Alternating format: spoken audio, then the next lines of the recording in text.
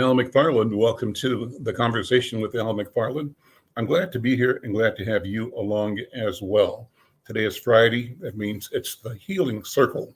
And that's what we'll be talking about today in a couple of arenas. One, the public service arena, politics, talking to incumbent Fifth Ward City Council member Jeremiah Ellison. He's seeking re-election. Election day is next Tuesday. We want to make sure that you get out and vote. We've invited all the candidates in that ward and other wards to be on the program, and we're glad that Jeremiah Ellison showed up, and we're glad that he's here. But we're going to talk about healing in other arenas as well, particularly in the area of art and culture. You'll be excited to talk to the Hammonds, who are doing major work in the region as curators and producers of art and artistic activity. I want to begin, though, by asking you to, as always, support this work, help us grow. We've crossed the 500 threshold of subscribers to the Conversation with Al McFarlane. We want 1,000. So what I need you to do, wherever you are, make a note, go to YouTube, Insight News MN, find us there, subscribe, cost you nothing. You get notified for all of our live streams, and like and share. And then tell everybody you know. In fact, if you got a minute, just send out a tweet or Facebook post or make a phone call, send a text, let people know that we're doing this right now. As I said, today's Friday, the Healing Circle. Normally you're here with my co-host, Dr. Bravada Garrett-Akinsanya. She's not here today, but who is here is Dr. Oliver Williams, one of our partners in the Healing Circle. Dr. Williams, brother, sir, good morning. How are you? I'm good. Good afternoon, first of all. Yeah, good afternoon to you as well. Well, let me ask you to do what Dr. B does so eloquently, but you as a healer, introduce our protocol for the Friday Healing Circle program. Well, the protocol is actually a thing that we do to sort of acknowledge different things, but also our capacity to be able to pass the stick around, to share conversations. You know, I'm from Detroit originally, and so if you go to the African American Museum in Detroit, they have the way that the museum is set up is you can have conversations in one part of the building and hear it on the other side, and that was an African design, and it was used by the king to be able to have conversations with people. So you could hear even almost a whisper, you know, from one side to the other. But the notion is similar. It's an African custom. Some people say also it's a Native American custom to be able to pass the stick around, to be able to hold conversations, and it's in a circle. And so there is no situation of hierarchy where people can get a chance to sort of share conversations and discussions. And one of the things that we try to do is to recognize that when we're talking in the circle and talking to each other, there are different things that we recognize. We value the ancestors, and we value the ancestors because the ancestors are closest to God. And one of the things that we try to do too is to be able to communicate with another rather than there being a hierarchy. We value everyone's voice in the conversation. So you hear my cat in the background. So and the cat's going to the vet. So any rate, what we want to do, and she doesn't like going to the vet. So I apologize for that. So what I want to do is to be able to share with you the idea of us of talking with each other and sharing conversations with each other, not in a hierarchy, but in fluidity, to be able to talk with each other. And with that, I'll pass it back to you, Baba. So I'm taking the talking stick back, and thank you, Brother Dr. Oliver Williams. Well, let us begin by inviting Jeremiah Ellison to open the program, and let me introduce him. I've got some notes here. As I mentioned before, he's the current city ward, 5th Ward alderman, city council member for this neighborhood, North Minneapolis, where I am right now. And I might add that he is also Insight News' endorsed candidate for the seat. We support the work he has done, and we are inviting people to return him, to continue him in service to the ward and in service to our city. Jeremiah, what I want to do is ask you to just talk about why you continue to seek the office and what you feel differentiates you from other candidates in the race. Why are you running for re-election?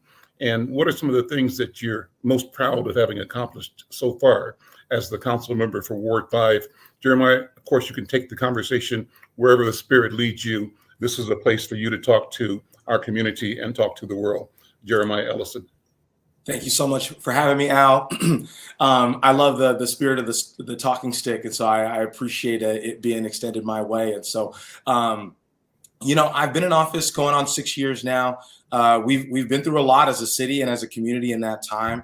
And when I stepped into office, I wanted to come into office on the premise that we've got deep legacy issues here on the North Side, but that we also have a tremendous amount of creativity, of resilience, and that we have a version of the North Side, a version of our community that we deserve, that we're fully capable of. And so it's about sort of suppressing that or getting rid of that narrative, that story of despair that I think often is imposed on us by people who don't live here, and accentuating the creativity. And so to that end, you've got to have people who need to have dignified and secured and affordable places to live.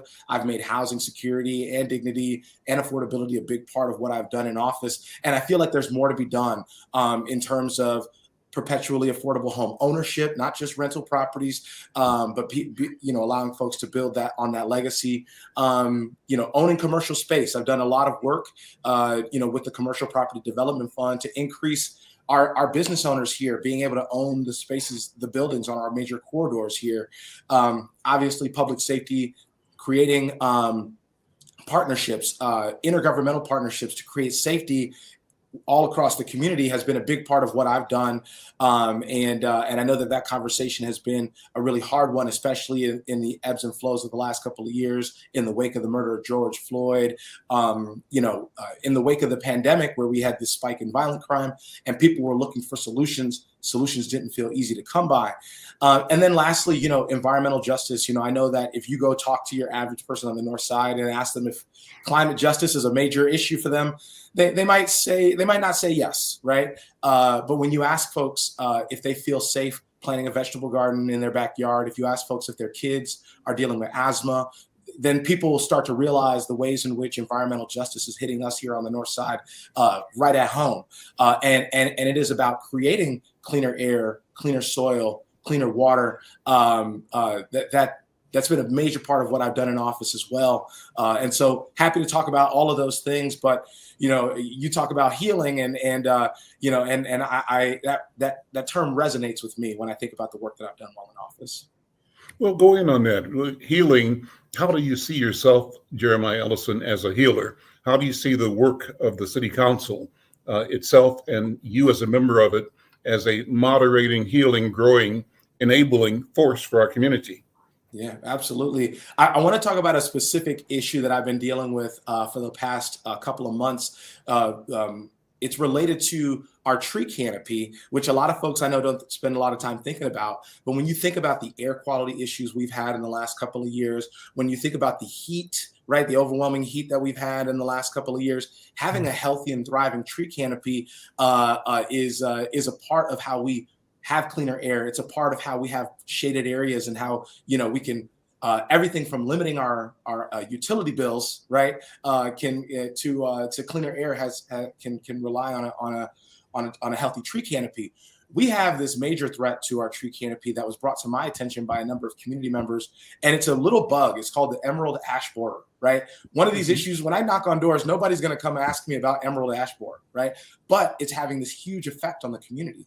And not only was it destroying the tree canopy, but the park forestry, the city's forestry, started removing trees really rapidly, which on one hand, you're like, okay, I get it. We've got this infestation. The trees got to come down. On the other hand, two other things were happening. We already have a diminished canopy over north, right? When you think about equity issues, the tree canopy over north is not as strong as other parts of the city. That was true before emerald ash borer. But then the cost of tree removal was being passed on to residents of the community. And these tree removals can be incredibly expensive. Average household was looking at about $20,000 for these tree removals. So we've got, and as you can imagine, Al, for the average Northsider, being slapped with a $20,000 bill, that is going to disrupt their ability to stay in their home, right? And so, with a lot of collaboration from community members, I ended up going to for a grant that is going to allow us to remove trees that without overburdening the cost onto residents. And it's going to be replacing those trees as well, so that we can so that we do not totally destroy our tree canopy over north. And it's going to allow us to plant new trees so we can actually grow and repair that tree canopy. I mentioned that story because it's one of those things that people might not think about. But here in this story, you have everything from housing security and stability, environmental justice, utility bill payments and all of those things are all wrapped up in one little bug that was destroying the tree canopy. And so those are the types of things that I like to get in on the weeds on, that residents might not know about, but that when we get it right, we improve people's lives. Well, it's something that I think that some of us have memory. I've been where I am here in North Minneapolis since 1973. But I remember my street, Thomas Avenue, such a beautiful, beautiful street, mainly because of the arching canopy standing at Plymouth Avenue looking south towards Olson. It was actually a parade way. So beautiful, but destroyed by Dutch elm. So this is not the first rodeo. That's right. That's right. Infestation. And that wiped the entire, I think, metro area. They had to replant, remove all of the elm trees, most of them. So here we go again. Is that correct? But I think this is 2.0 of that. Yeah, and I think it's wonderful though that you are taking the time to explain all of the adjacent impacts and the adjacent reasons for us to be knowledgeable and how it affects all other elements: environment, health, weather, heat, and beyond. It's an awesome thing. Well, let me ask you to name some of what you would say have been your best accomplishments during your the last term. Let me say before that you can see so much happening in North Minneapolis right now, and I'm going to lay it all at your doorstep. I'm so impressed with the corner of Plymouth and Penn. North Point is about to be fully functional again. Massive investment. The Regional Acceleration Center, full use. Not Cura, but UROC, before your time, but still there. Urban League back online now. And then the same kind of thing is happening on West Broadway. So talk about what you think are some of the major accomplishments that you've had a hand in. Yeah, well, making sure that we've got healthy services, that our institutions are healthy, like that's especially important, especially after COVID was so detrimental to our community. It not only did the disease actually hit Black communities and poorer communities disproportionately across the country, but also it took a huge blow to our economic institutions as well, and our institutions. So that's incredibly important. One of the big things that I think is critically important is around economic development and job creation. And so I want to talk about two things in particular. One is around the ability for Northsiders to actually own our commercial corridors, right? And so with the Commercial Property Development Fund, the vision wasn't just that we would be able to, help people buy buildings. It was that we would be able to help Northsiders buy buildings. It was that we would be able to help the businesses in those buildings that often were renting be able to buy those buildings. And so, when you look at Zara, which is on West Broadway, that's owned by Kenyon McKnight. A lot of folks, not that I want to preface, every single person that has bought a building over North that has a long legacy over North or lives over North, they're all self-made, right? Like the city didn't come in and make anybody. I want to make that clear. Yeah. But we were seeing that some people, that a lot of folks over north, a lot of businesses, they were just missing just that tiny amount of push, of support that they needed in order to successfully own a building on the corridor, not just on West Broadway, but further north as well. And so with with Kenya McKnight, with Tri Construction and Calvin Littlejohn, who lives on the north side, with folks even like Houston White, we saw that we were put in a position to help them own these buildings through the Commercial Property Development Fund, which was not a tool that existed in the city up until 2019, right? And what it does is it allows a little bit of gap financing where people might have that little difference in cost, and it goes from being I'm just out of reach from owning that building to now I can own it. And I just named 3 examples, but we actually have dozens of examples of new ownership. Jesse Ross is another person, owns something on North 2nd Street on the other side of Washington there.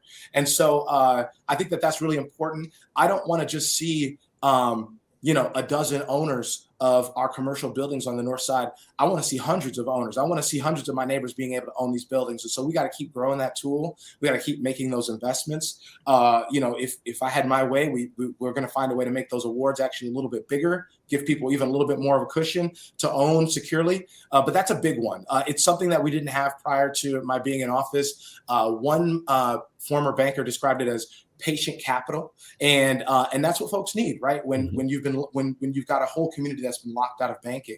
The other thing is around job creation, and so there's a tremendous workforce, green energy jobs training center on Plymouth Avenue. Jamet Staples is somebody that lives on the north side. The city has a history of giving him a hard time, but he's created a really successful project, and I want to ensure that his project remains successful into the future.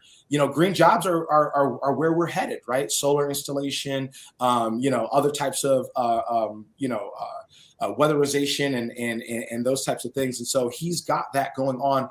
It's a really innovative workforce center that we've got right here. Obviously, we've got a huge legacy with Summit, OIC, but we also have Devin George and Jamil Ford, both Northsiders, both longtime Northsiders, and Bill English, who a lot of folks know, working on a modular housing factory that will go on Washington. And this will not only address good paying jobs into the community, to hundreds of good paying jobs into the community. I believe the starting rate is around $30 an hour once that facility comes online. But it also will address housing needs. Modular is a more efficient way to build. It creates some cost savings that don't rely on government subsidy, and so we can start to kind of kill 2 birds with 1 stone with a project like that. So I'm really excited to see that project come online. That's in the economic development realm. I could go on and on housing. Talk a minute about, if you would. I drive by the V3 swimming project. Yes. I think that's huge. It's absolutely huge. A lot of folks will remember that for a long time, if you wanted a lap pool, and we used to have, my mom was the swim coach over at North Community Y for a long time. We used to have a swim team over there, these kinds of things. And the Northside Y is still a tremendous, amenity, but it has sort of it's built itself to be geared towards younger and younger audiences, younger and younger kids. And so having a lap pool, having an Olympic-sized pool, having a full-fledged, sports facility is something that we've lacked for a little while. V3 is going to be a tremendous asset when it's done being built. I've been able to get a number of tours over there in the last year or so, and we deserve state-of-the-art facilities. I think that is, that's always the conversation, since I've been in office is, well, what does the North Side deserve, right? And how do we make sure that the things we deserve don't actually displace us, right? Because we deserve both, right? We deserve that safety and security, and we deserve the good amenity. And so to see V3 come online, I know that the state put a lot of money into that. Obviously, the project team there has done a tremendous job. I was honored when the city was finally able to put $1 million into that project to make that project sort of get it over the hump and make it real. I can't wait until they cut the ribbon on that building. When is it scheduled to be open? Oh, you know what? I believe they're almost done with construction. I would imagine that they've got probably another year or less of construction before they're ready to go. But yeah, so I don't want to speak on behalf of the project team that's actually building the thing, but I would imagine that they'd be open by spring or summer of 24. Wow. So. Last comment before you leave, council member. You know, it's been an honor. I know that you guys' next section is going to be about the arts. For those that know me well, they know that I used to be a mural painter and an artist myself. And so I really, I'm looking forward to you guys being able to talk about the ways in which the artistic practice it can really aim towards healing. And some folks, when I first got elected, said, you went from being an artist to, working on policy development. How are these things related? And in my experience, everything that I did as a public artist, all of the critique, all of the creative process to get towards a solution, to make people feel things, to make people feel seen and supported. These are the things that politics should be made of. And so I've tried to bring them into the work that I do. So thank you for having me. And I look forward to the next section. Hang out as long as you can. If you want to jump back in, jump right back in. I'm Al McFarlane. This is the Conversation with Al McFarlane. Today it's Friday. It's the Healing Circle, co-hosting with Dr. Oliver Williams.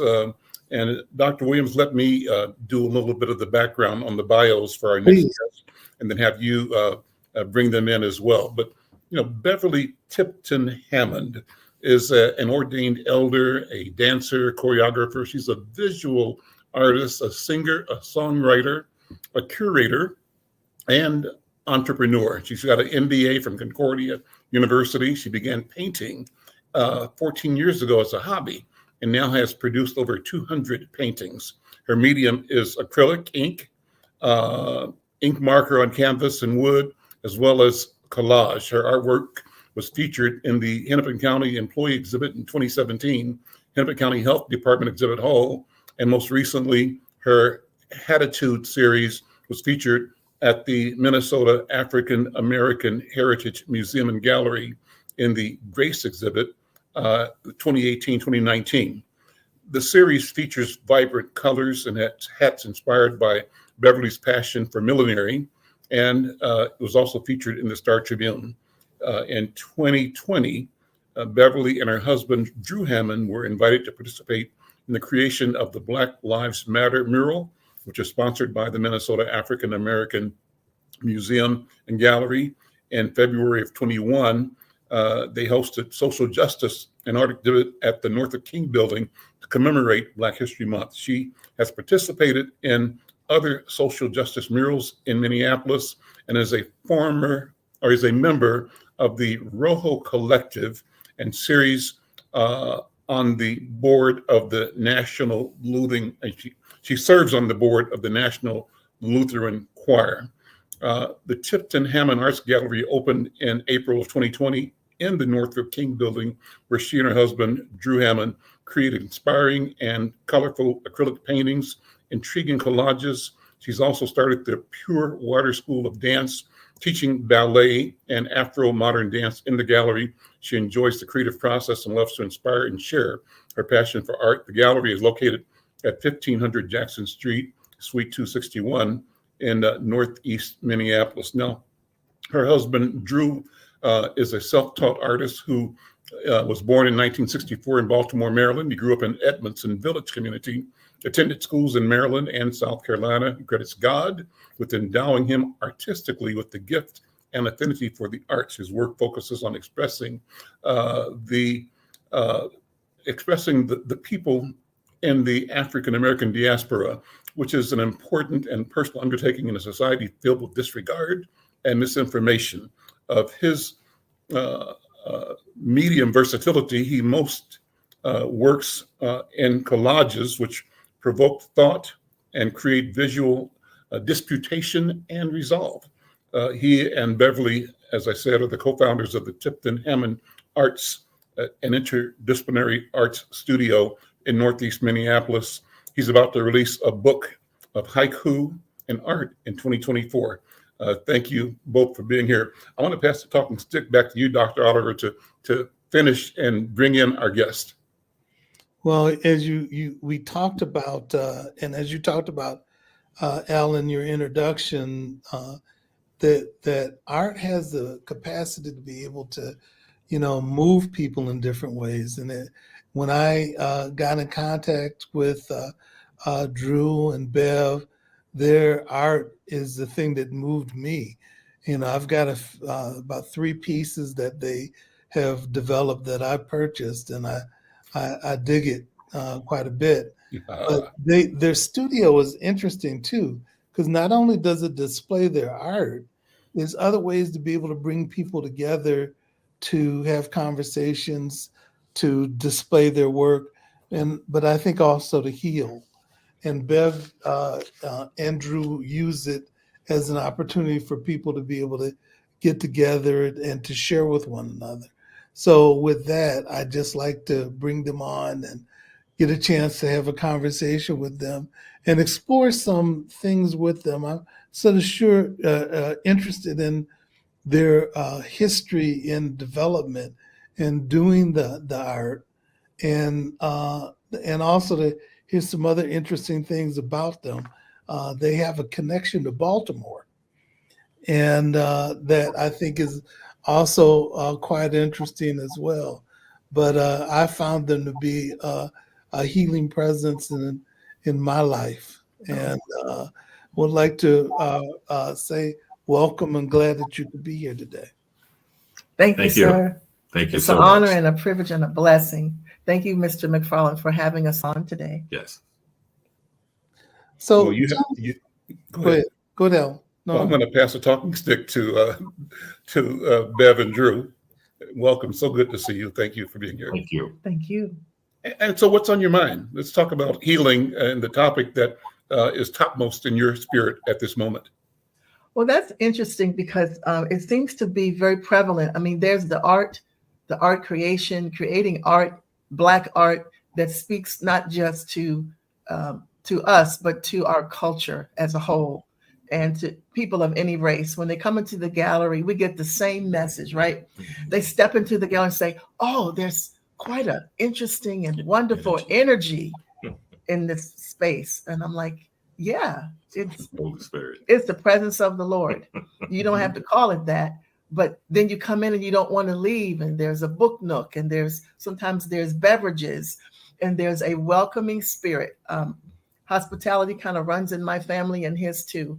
But it's interesting how a lot of people have come through, not just to buy art, but just to hang out, just to talk, just to share. And as Dr. Oliver Williams said, we have concerts. I teach dance there. We've had some art talks there. And so it is, there's a movie called Something the Lord Made. That's all I have to say about that. But what's important to me about art creation is that it first heals us. Mm-hmm. It's therapeutic for us. And when Drew and I first met, our first date was at the Smithsonian Gallery in Washington, D.C. And I thought, okay, maybe that's the sign. And then the first date at my house, what did we do? We put up 2 easels side by side and painted. Wow. Yeah, that was like 20 years ago I did it. Yeah. And so art has always been a part of who we are, but I personally never took any real art classes. And see, the more I painted, the better I got. Mm-hmm. And then when we got here, our Papa Tipton said, can you move to Minnesota? And that's why we moved here.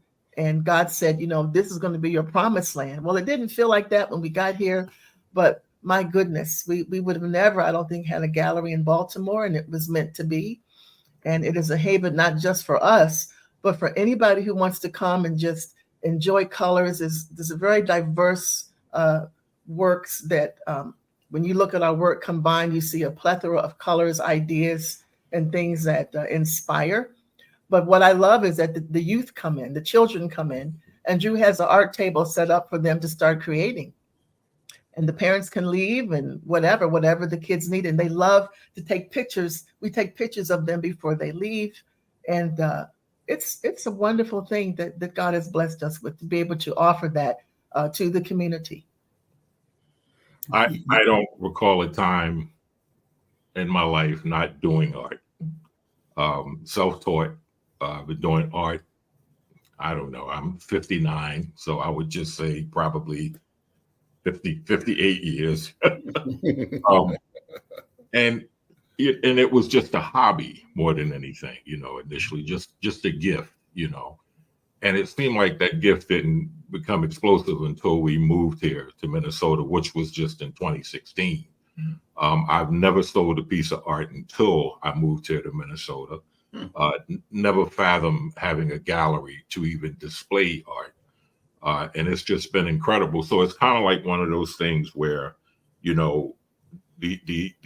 the biblical adage is your gift will make room for you. Yeah. And this one has truly made room for us. Just to piggyback on all what was said and shared thus far, just to reiterate, Bev said that it's more than a gallery, and it really is. I mean, we're just so blessed, and we're also compelled to share our gift as creatives. And we also believe in the power of giving back and the strength that comes with that.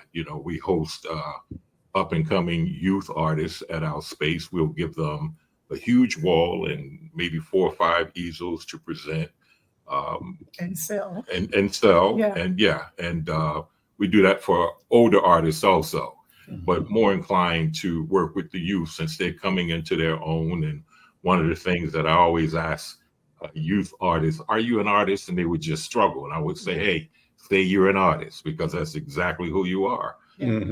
So we give back in that capacity. We have teacher friends who would bring their students to our studio also. And for some of them, it's the first time that they ever been into an African-American studio. And then they don't want to leave with that. But I have a remedy, Mr. McFarlane, regarding how we can, as teachers or educators, can get our children. And I don't really want to reveal this because I should patent it, but I'm gonna share with you guys what strategy I've devised. So Bev and I have a lot of prints of our artwork for sale. And so one of the things, when a classroom full of kids, when we have a gallery full of youth, I would tell each one of them to pick a print. And, the adult or a teacher that's accompanying them would say, Drew, they don't have the money for blah, blah. And I'm like, no. Just pick a print. It's on the house. I mean, we create work. And how I ask them to pay for it is to tell me why they picked that piece. Wow. Once they pick that piece, I've just opened up everything that I need to know about them. And for the duration of their stay in our gallery, it's just incredible because I already know. So I link that back to just teaching and educating and getting to know the children, or the students rather, in your space as an educator.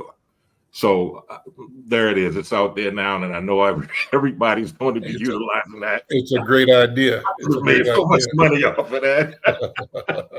but so just and in terms of our art, Dr. David Driscoll, I guess close to 50 years ago, gave a sat-down interview with Tom Brokaw regarding the Black arts. And I thank God for him because it was a risk. Now, we've always been doing art as a community, but until he had that sat down, that's when it skyrocketed for a lot of Black artists, for all of us. So we definitely stand on his shoulders. But one of the things that, also compelled us is being African-American and not seeing our art, seeing ourselves represented in a lot of museums and so forth. So that alone is it's so imperative that we do this caliber of art in terms of African-American diaspora in the community and so forth, because it's our narrative. And we all know that our narrative can be misused, misjudged, and misinformed. So it just behooves us to be able to create and display our narrative and show, what our narrative truly is. So. And Drew, what we're going to do now is cycle through some of the prints that you sent to us. Oh, yeah. They're beautiful. Okay.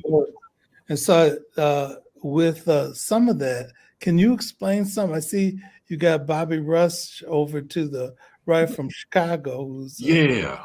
I had the fortunate our manager, who's also Bev's cousin Kim.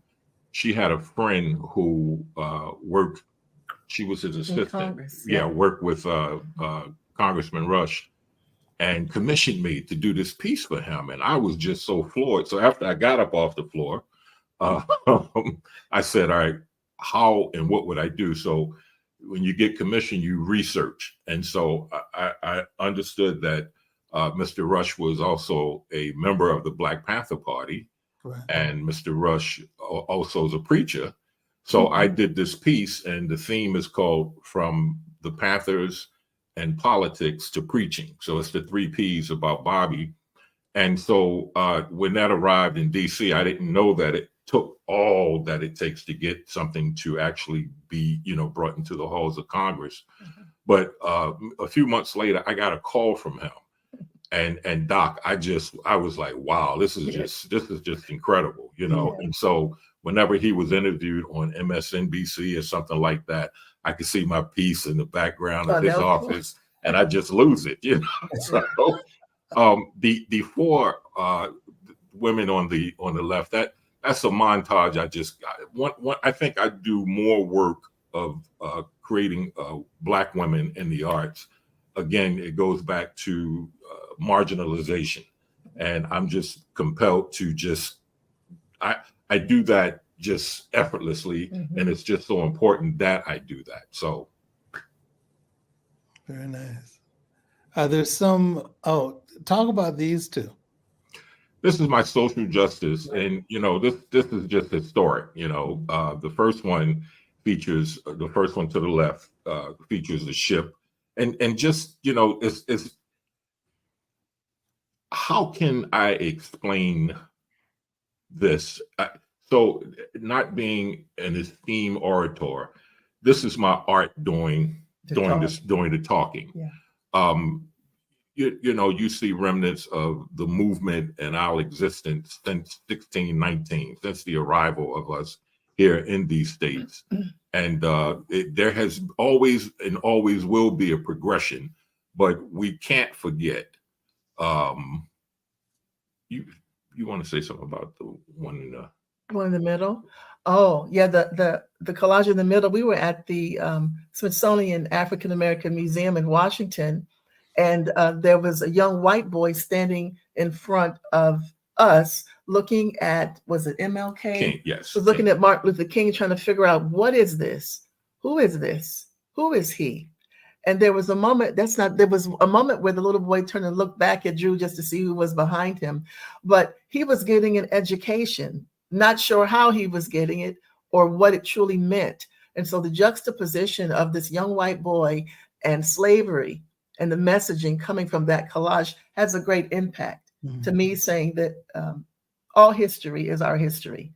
And our history wants to be hid. They want to hide our history and deny the trauma. But this is evidence, and the roots still remain, unfortunately. So I thought that was a very powerful piece that you did.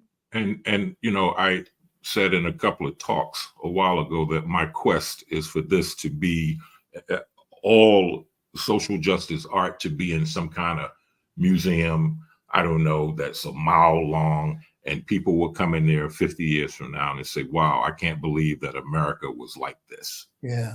And that's my quest. And God, we serve a God who can pull that off. But in the interim, Nina Simone once said that an artist must always remain relevant to the times. So until then, I shall keep doing social justice art. Absolutely. Amen. That was good. Yeah. Well, the video, the picture that I've got with I Am a Man that you did moved me. I remember you had it on Facebook, and saw it on Facebook. I said, hold that one. I'll be by to buy it. You sure did. Don't let it go nowhere. Hold it. Here it is. The one. Oh, go back. Yeah. Oh, okay. Yeah. And I like the one on the left too.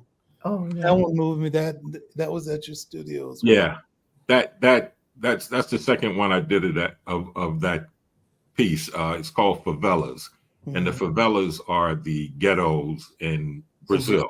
Yep. And so I just wanted to pay homage because that's part of our history too. I mean, we were scattered all over the Caribbean. That's right. And you know, it's just so funny. I've never been to Brazil, but I'm a big fan of that nation. But it's so interesting that you have all of that beauty in the valley, including the beaches and so forth. But you look up, all you have to do is just look up and you can see all of that poverty. Right. And it's just amazing how that is structured like that. I mean, it's like, and those people that's in those impoverished places are what keeps Brazil economically afloat and don't even receive economics. These are people who help Brazil to maintain its status, and just to see that.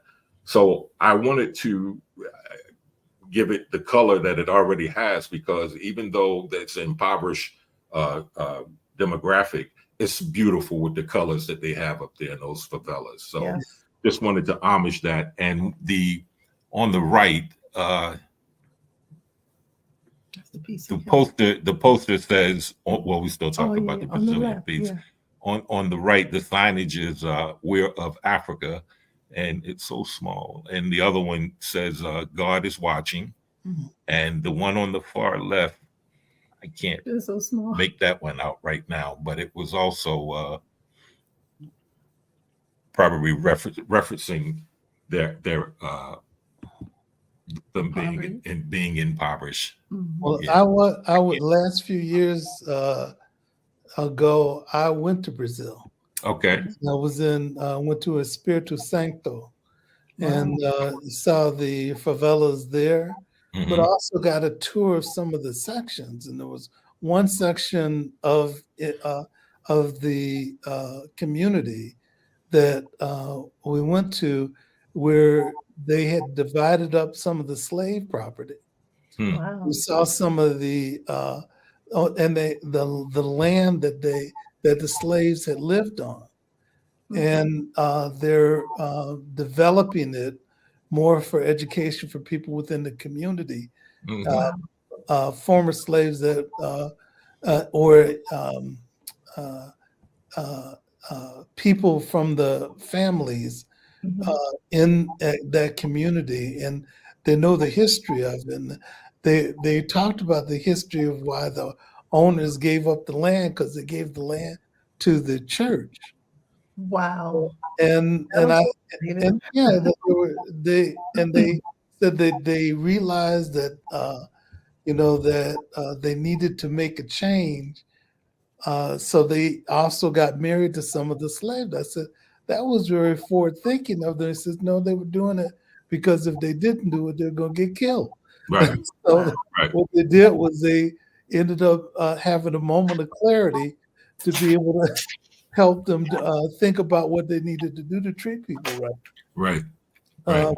But such the large section of Brazil is Black. Yeah. But they treated Native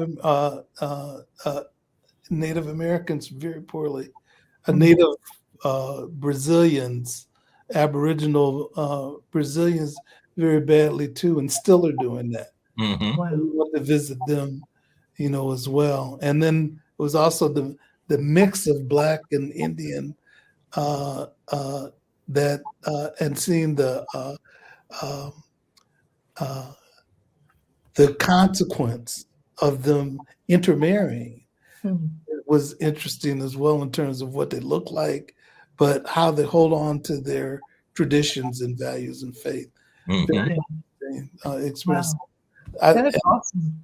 Yeah, so I'm wondering whether that painting also is a thing that helped me be moved by it as well. A lot of it. Art speaks. Yeah, it does. It really does. And I appreciate the fact that you, my son Sam is an artist as well. Yeah. And Drew and Beth have been a good mentor for him as well. So we love some Sam. Yeah. So I see my hat is up. So there's a story to the hats. I've painted over 30 hats.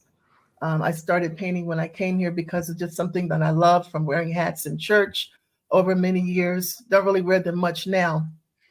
But I had a collection and I said to myself, well, I think I'm going to go out and try the market and see, is there some interest in this art? And I ended up going to there's an African-American women's hat luncheon.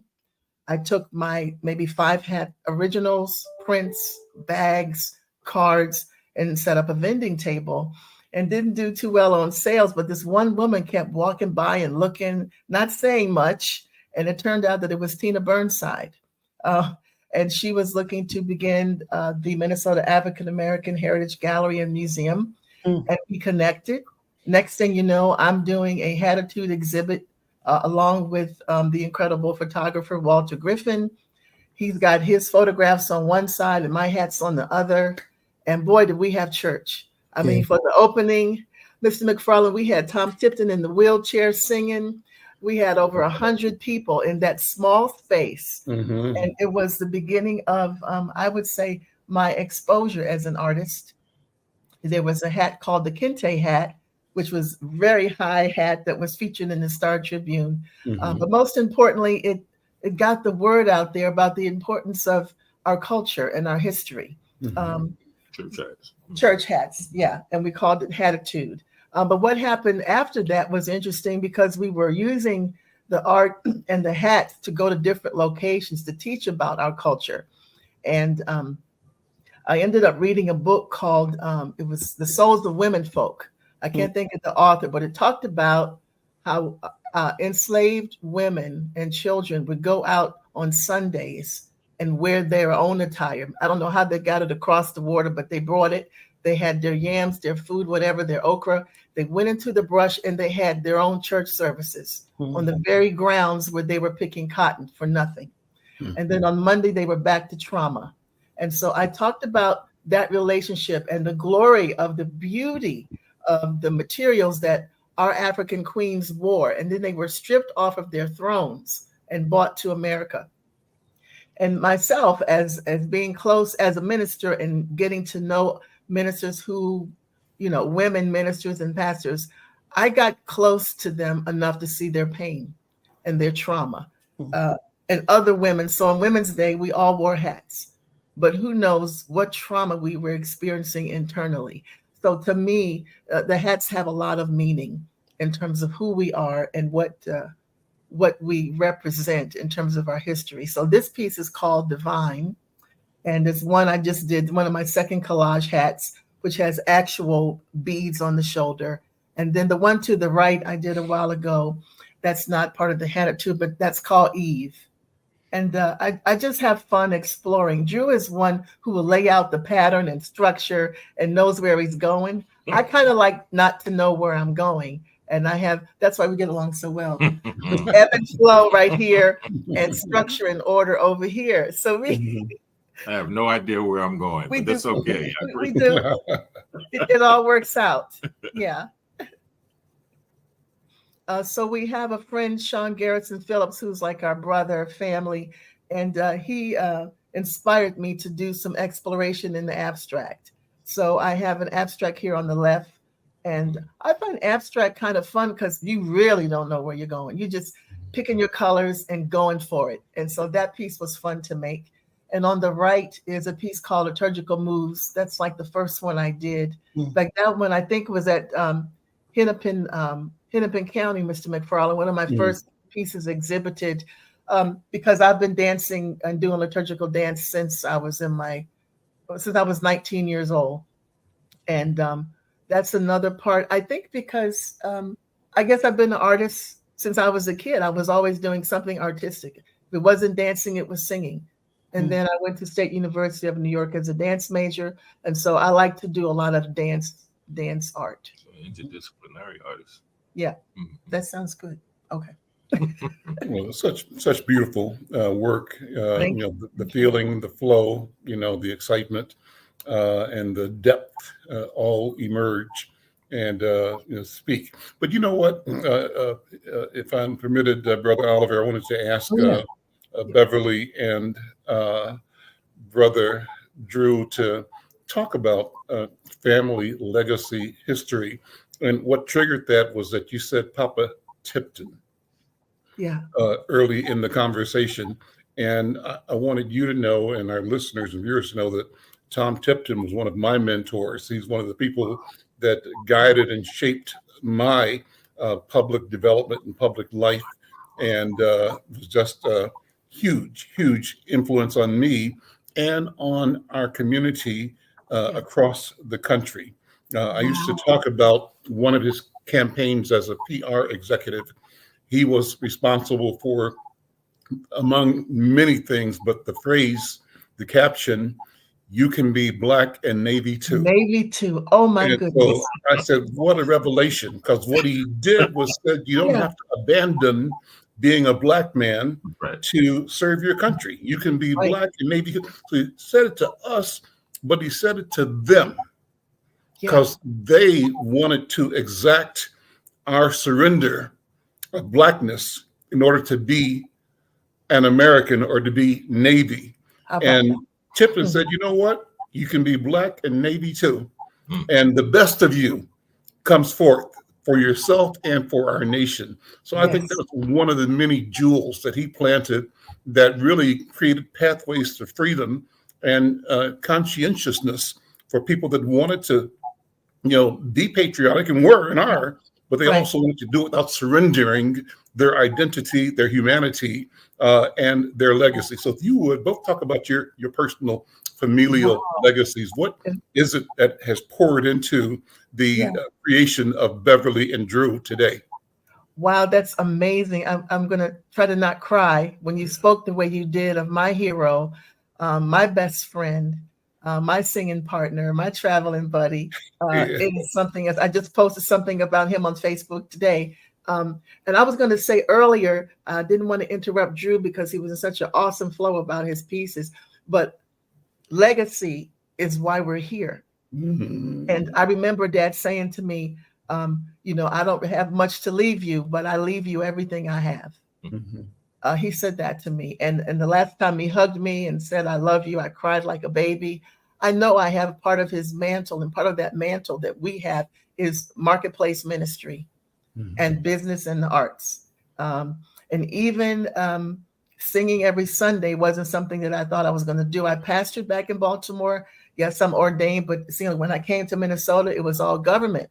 But it's government and the arts. And he also, when he hugged me, I think he gave me, my range went a little lower, it was more, it was down there where it wasn't that low. And so when I sing, I hear my dad's voice. There's a lot of legacy. And what a beautiful voice it was. Yes, it was. Amazing. It calmed the soul and spirit. Mr. McFarlane, I actually have photographs of my dad with Hubert Humphrey on the campaign trail.